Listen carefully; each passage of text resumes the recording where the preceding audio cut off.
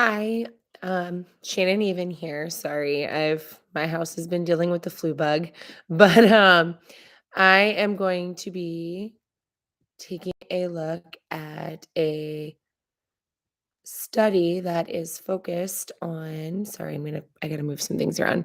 It is a study exploring the reading engagement of middle grades, focusing with English learners. It was written by Maria Selena Protasio from the Western Michigan University. Not sure if I murdered that or not. So kind of to start off, just the outline of this study was really focusing on investigating the reading engagement of middle school English learners, whether they were looking at their English or English as a second language classroom. And so what they identified was that students with high levels of reading engagement are those who are motivated to read, use strategies while they are reading, use reading as a way to construct meaning from text, and to participate in social interactions around reading. And so this study really took the time to focus on all four of those aspects of reading engagement when looking at the students. Um, so what they ended up doing is, sorry, I am having technical difficulties here.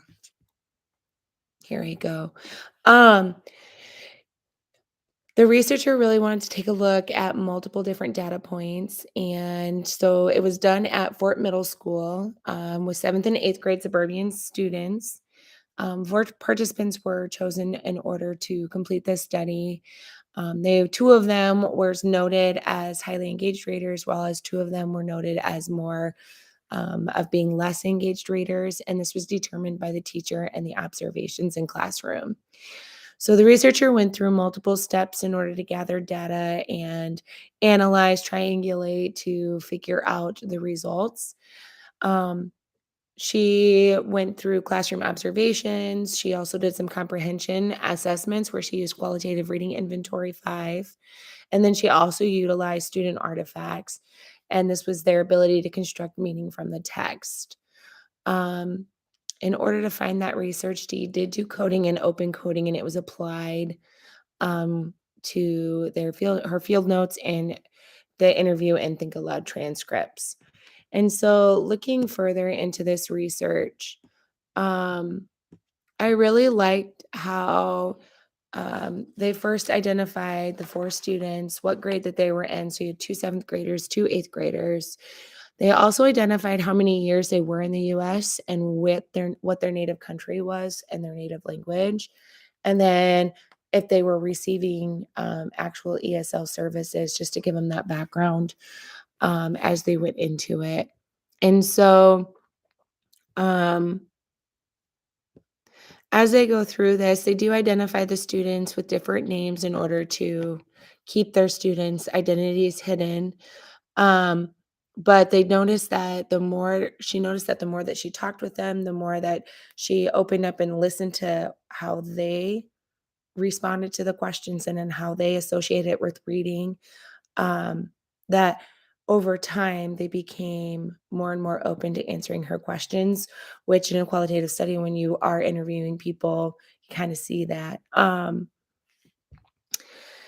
Another thing that was really highlighted in here, so when she did her classroom observations, she did it about 2 to 4 times a week.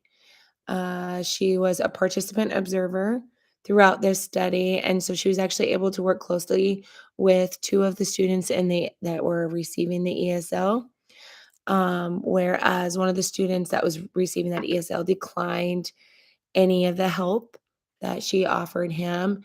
So that was one of the notes that she was able to make on there, was declining the help was um she was able to see that there was little evidence on his participation in the classroom when it came to reading.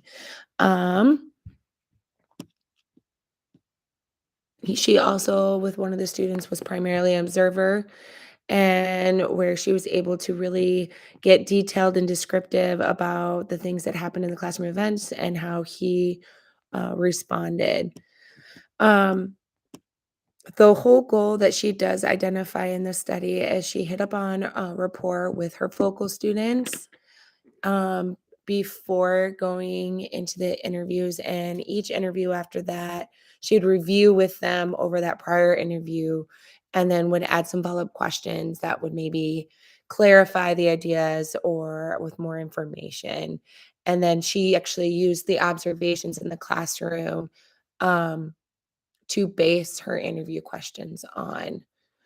Um, when she did her comprehension assessments, she made them more as think aloud texts.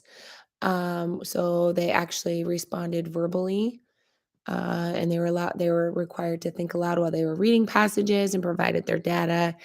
And then the student artifacts that she used to help also identify their reading engagement was reading logs, English papers, just to kind of give her a better idea of where they were sitting at.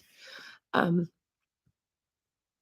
Going on, finally, kind of to the conclusion, she did really realize that a student's conclusion had to deal with having those four strengths as highly engaged readers. And so, those having that been said, that might be it pushing forward. Is it true for all?